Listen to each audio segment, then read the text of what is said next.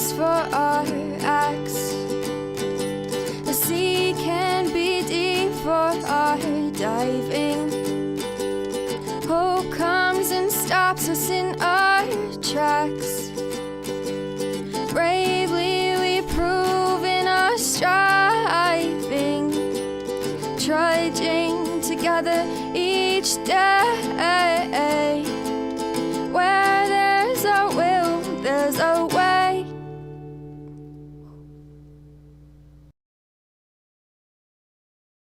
Good afternoon and happy Wednesday. Happy Sober Wednesday. Usually that works better when the day starts with an S. Saturday and Sunday, right? Sunday. Get done. Windows open. Don't come running. Don't you worry. I know everybody comes here for my cats. I already know that. No worries. I would too. All right. Seems that this is falling down a little bit. Get it back up. The microphone, my blue Yeti microphone that's black. See? Told you, windows open. The kitten that appeared is not here for the window. They're only here for the petting. It's one of those cats where you could just pet him all day and he'd be okay with it. He just wants the attention. Yes. His previous owners weren't very nice. So, good afternoon, Michelle. It's good to see you. Good to see you. I throw stuff towards the trash. So,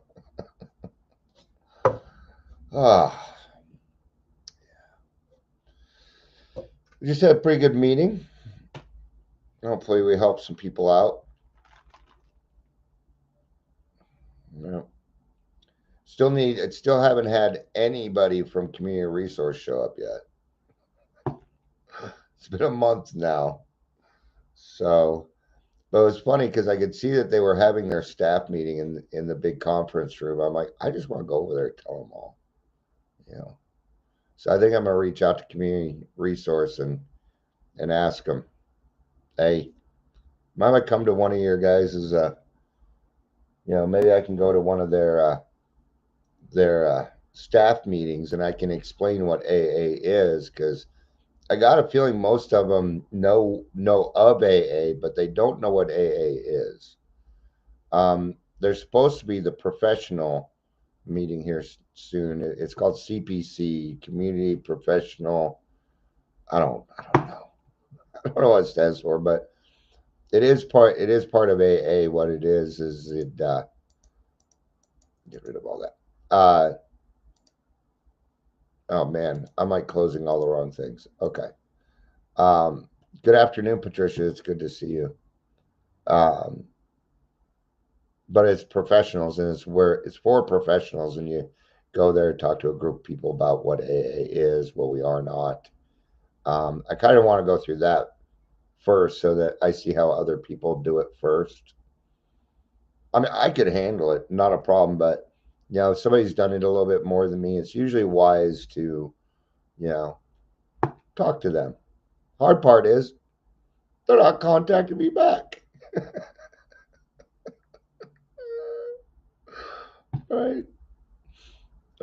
All right. Welcome, Daily Trudge. My name is Dion. If you're here, please say hello. Whether you're watching the live or the rewatch.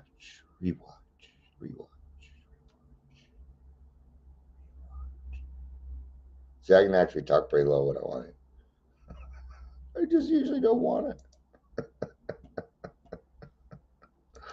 That is fun to fuck around a little bit. All right, so let's go ahead and kind of get started. Let's do it. So, how are we different? How are we bodily and mentally different from our fellows? That's really a question here. Because if we know how we're bodily and mentally different, then we know what to work on, right? Kind of lets us know, hey, wait a minute, maybe it goes this way. Because I found as an alcoholic that I usually tend to have the cart before the horse. I usually have the reward before the work. That's what that means, kind of, right? Like fears. Fear is one of the big ones that people talk about. I have found that my fears are not less. No, what I have is more courage. See, I wanted less fear. God gave me more courage. Cart before the horse, only because I'm an alcoholic. Right. So I asked AI. So we're going to do an AI overview because I thought it'd be interesting to see what they would come up with because I know they're probably going to come up with things that are different from mine. All the cats were in the window. They got scared. How much is that kitty in the window? Meow, meow, meow. All right. Alcoholics may experience distinct bodily and mental differences compared to their non alcoholic peers, including altered brain function, a heightened sensitivity to alcohol, a tendency to lose control over drinking. These differences can manifest as a strong craving for alcohol, difficulties in controlling intake, and the inability to stop drinking once it has started. Now, we kind of already know all that, right? But there are other differences. We'll kind of go through these, and whatever they do not cover, I will add in my 2 cents. My 2 cent, who sent, you sent for me. A little M&M for you. Increased sensitivity to alcohol. Some individuals may have a lower metabolism, leading to a higher blood alcohol concentration even after consuming moderate amounts. They're incorrect there. We actually do not have a lower metabolism to alcohol. We have a higher metabolism to alcohol. I don't know where I got that one. Not saying may have, right? And maybe I'm looking at it wrong. I'm not sure. Maybe they're correct and I'm just not seeing it correctly. Because it is well known that alcoholics, you ever seen a 90-pound young lady drink a 200-pound man under the table? You have, because you did it. Because you were born with a high tolerance to alcohol. I'd also be willing to bet that when you go to the dentist, Novocaine doesn't work all the way for you, does it? No. You have a high tolerance to these things. Benadryl, aspirin, narcotics. We have a higher tolerance to those things automatically. We're born with it. Right? So we have a higher metabolism than our non-alcoholic peers, which is the way they're putting it here. Physical consumptions. Alcoholics may experience a strong physical urge to consume alcohol that they struggle to control. Well, gosh, they're not quite putting it there, are they? For me, the thing is alcohol made me feel so good that I thought more alcohol would make it better. That's what it came down to. Even even if I was like, no, Dion, that's not what's going to happen. Once I've started drinking, once I have started drinking, all bets are off the table. I have no idea what's going to happen next. And that's kind of the scary part, right? And I will put it down when I was drinking, I would only buy a certain amount because if it was in the house, I didn't hide my alcohol. There was no alcohol to hide. There wasn't. I didn't buy shit in case. I had to walk, man. I didn't have a driver's license. So, you know, carrying a case of Jim Beam home is not. Um, uh, Patricia says maybe the low metabolism means you get drunk with the first sip. That is what a low metabolism would mean, but I don't agree. I believe um, that we have a higher metabolism. Hi, Christine. It's good to see you. All right, but I missed one here. It says altered brain function. Alcoholics may have a brain that is especially turned to hear signals from drugs and other things, meaning their brains are more sensitive to the alcohol's effect. That I think that would probably be closer to it. See, and, but I don't really know. Is the effect like when my wife drank? Is she feeling the same effect as me? I don't think that she is. I don't think that non-alcoholic feel the same effect that we do. I cannot prove that. It is an educated guess only. That's as far as I can go with that one. Um, but especially tuned in to hear signals from drugs and other things. I'm not sure. And I asked about alcoholics, not drugs. See, even AI doesn't know to differentiate between the two. That they should, right? All right. Physical compulsion. We just did that one. Withdrawal symptoms. That's a big one. Why do we end up getting the shakes? Why do we get those things, especially at an earlier in age? Because we drink so much that we have alcohol poisoning. We have alcohol poisoning. And it doesn't matter who you are, you're going to withdraw, but we do it over and over. So the thing is like I would drink every day. My body would not be able to process all of that. Here's another physical one that they maybe they put it in here. Okay. Um for me it went away. So we're going to go over this and maybe it'll come back because there's another physical one that I thought of. Okay. When alcohol consumption is stopped, alcoholics may experience withdrawal symptoms, including tremors, anxiety, and severe cases, seizures. Yeah. Now, there's a couple of things that they're not talking about here. Another physical thing, well, let's see what Christine has said a couple of things. Christine says it's like there's no shut off switch. Yeah, absolutely. Once I start drinking, I don't know how to turn it off.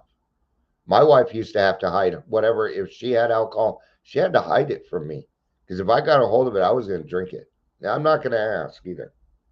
All right. My wife isn't much of a drinker. In fact, the only reason she drank is because I drank. Once I quit drinking, my wife has as much sobriety as I do. I'll put it that way. Right. So we have seizures and we have these other things, right?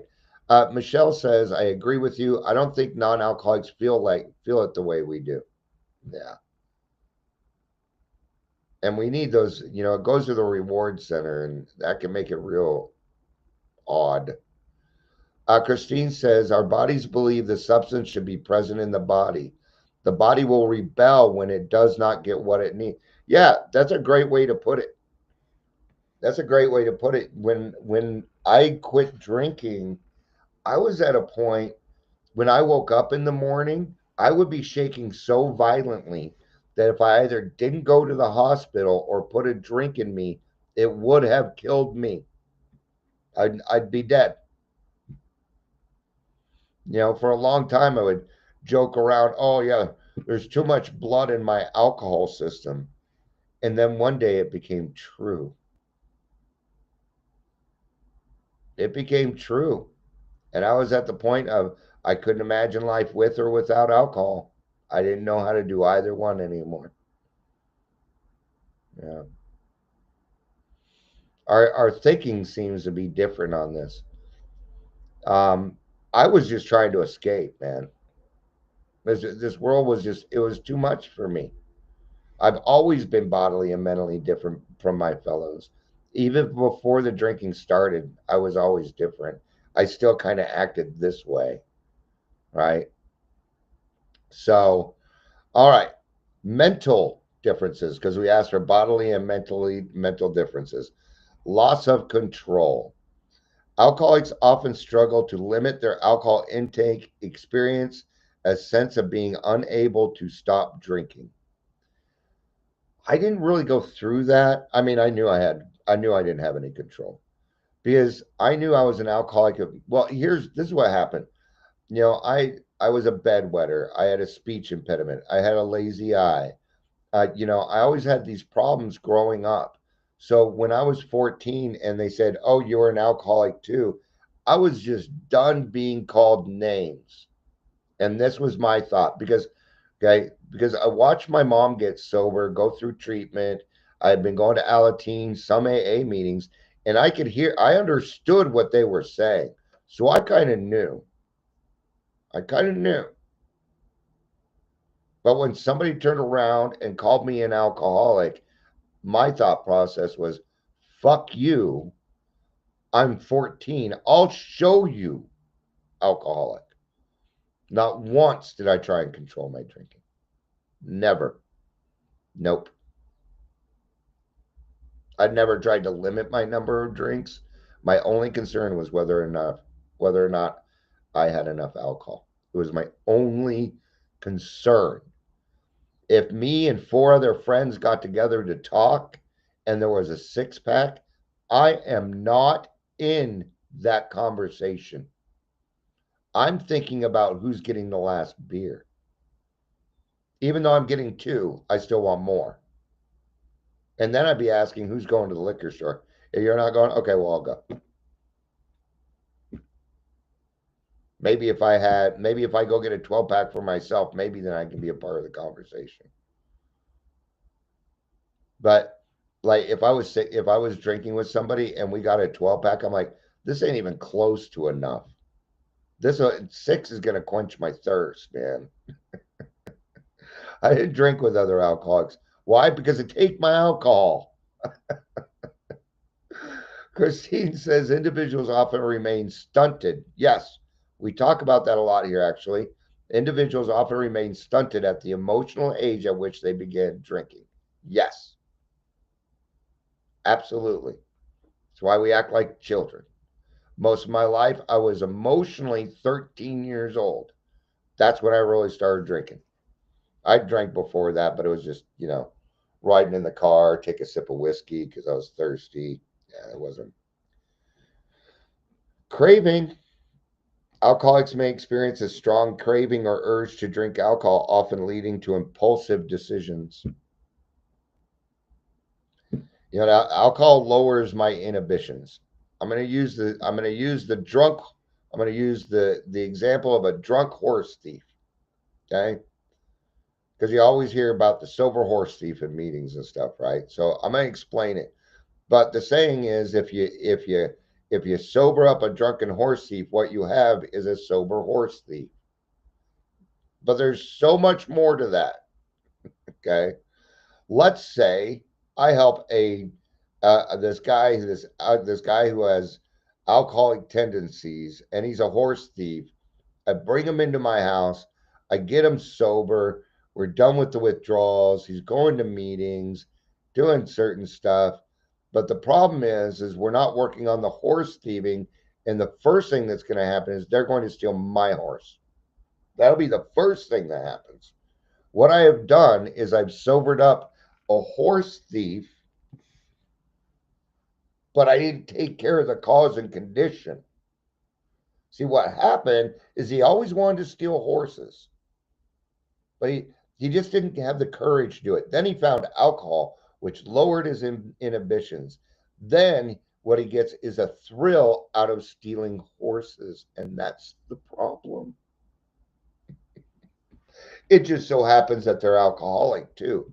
So what you get is a better horse thief. That's it. Without recovery, without getting down to causes and conditions and seeing what is going on with us, we will continue on with old behavior. And that, my friends, is the progression of alcoholism. You do not need alcohol in you for alcoholism to progress. You just need not do anything about it. Right? We call it dry drunk. Means they didn't find a happy, joyous, and free life. Right? Cognitive impairment. Well, no shit. That isn't just alcoholics. Alcohol can disrupt executive functions like impulse control, decision making, and emotional regulation, impacting mental processes. I'm not going to really cover that one. Obsession with alcohol. I was obsessed. It ruled my life. Some alcoholics may have an intense, persistent thought or belief about their drinking, often revolving around the idea of someday being able to drink normally. See, there again, I don't know that we're quite on.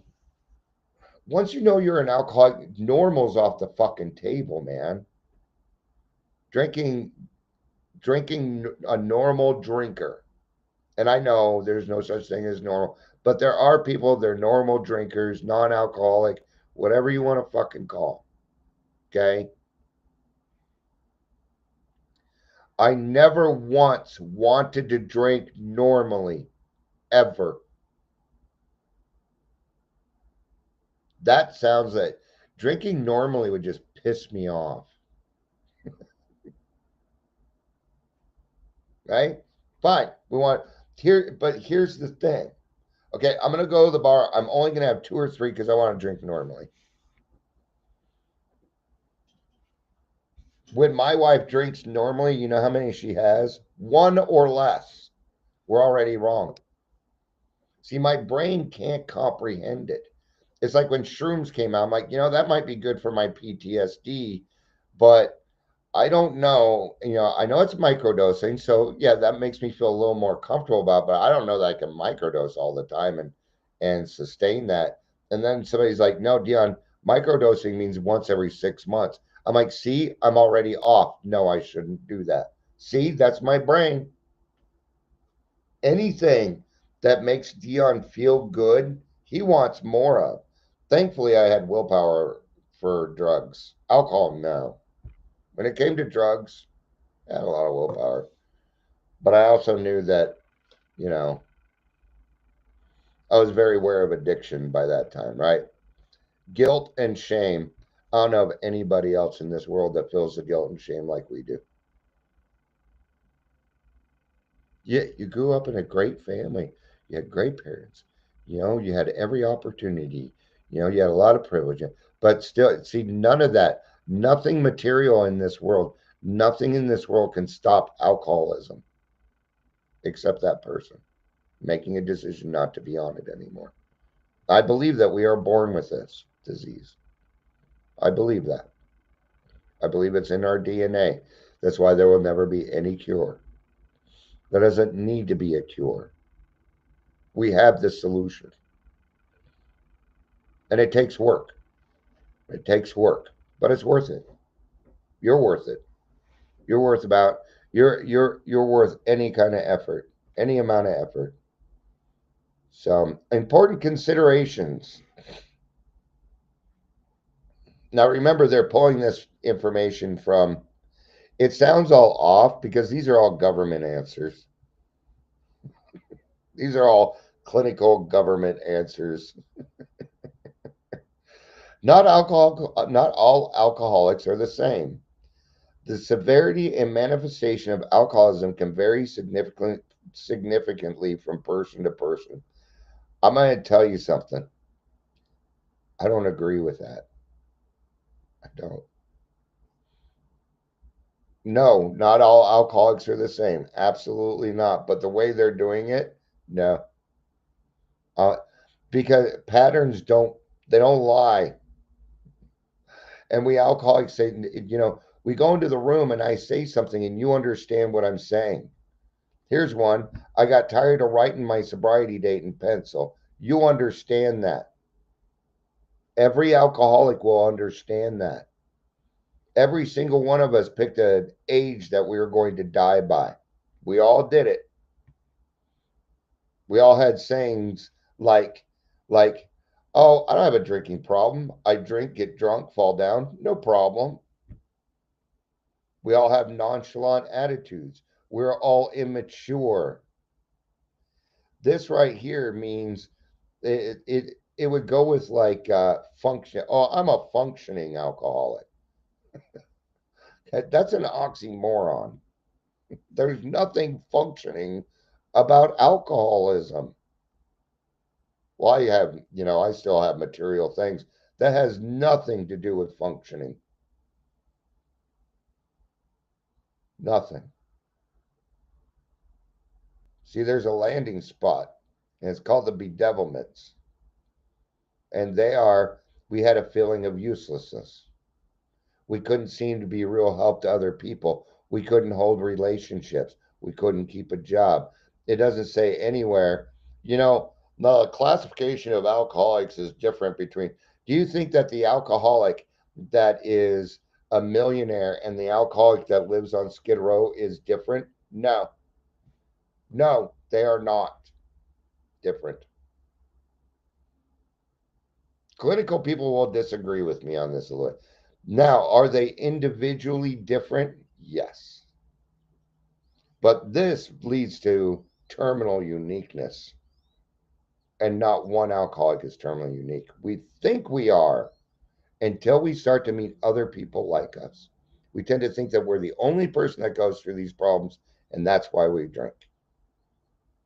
Okay. But like I said, I never tried to drink normally. What I was trying to do was fucking fit in.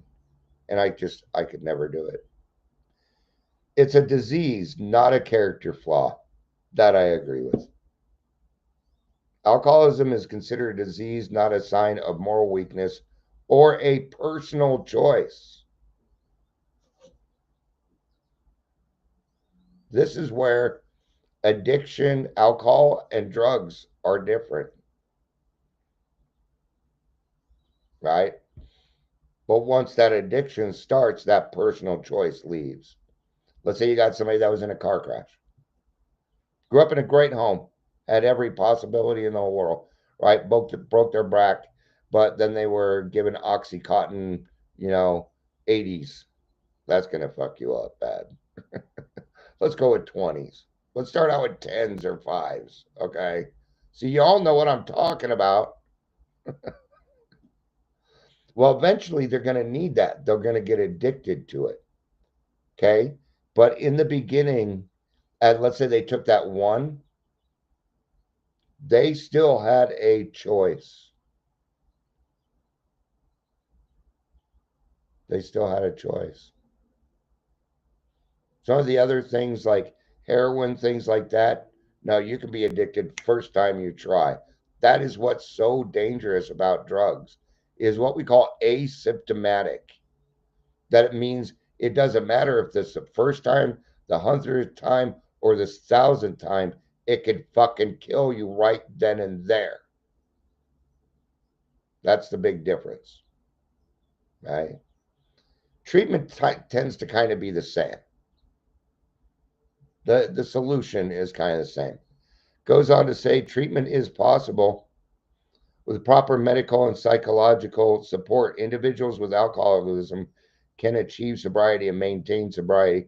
Not a word about where you go for help. No word about AA or anything else because it is pulled from government stuff. All right. But there's a lot of different ways. AA is not the only way to get sober. There are a lot of different ways. It just happens to be my particular, yeah, it's one that I prefer. Well, I know a lot of people that have decided to go a different route, but they are still living a happy, joyful, and useful life. And that's what matters. That's what matters. That's the difference. Their eyes still shine because they got something. They got an answer. They got a solution. Right? Do alcoholics' bodies process alcohol different? First pass metabolism has been reported to be low in alcoholics, especially alcoholic women, because of the decrease. I, Maybe I've got this backwards. All right. How is an alcoholic brain different from normal? Alcohol disrupts function in the prefrontal cortex. Yeah. So does it not do that to other people? I don't know. But the point is we do have to get to a point in our life where we understand that we are bodily and mentally different from our fellows and that it's okay.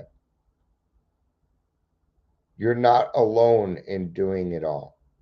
You're not alone anymore. And you don't ever need to be again if you don't want to. All right. I'm happy to help you find a fellowship, whether that be, the 12 steps or celebrate smart. Okay. But we do need the professionals. It takes a tribe to get somebody and keep somebody sober. For us in AA, it means going to meetings, getting a sponsor, having some closed mouth friends. But every single one of us need a couple of things: a good primary care physician who we are being honest with, and a therapist. I think that every alcoholic needs a therapist. Absolutely, I do. Right? So the professionals can't work if we were not willing, but until we're willing, they can't help us. Right? Trying to think of some other ways that we're bodily and mentally different. I can't really think of any. Can't really think of any. So, all right. Well, I guess that's going to be it for this one. I appreciate everybody being here. Michelle, Christine, Patricia. It's good to have you all. Thank you very much. I love you. You know I do. Peace out.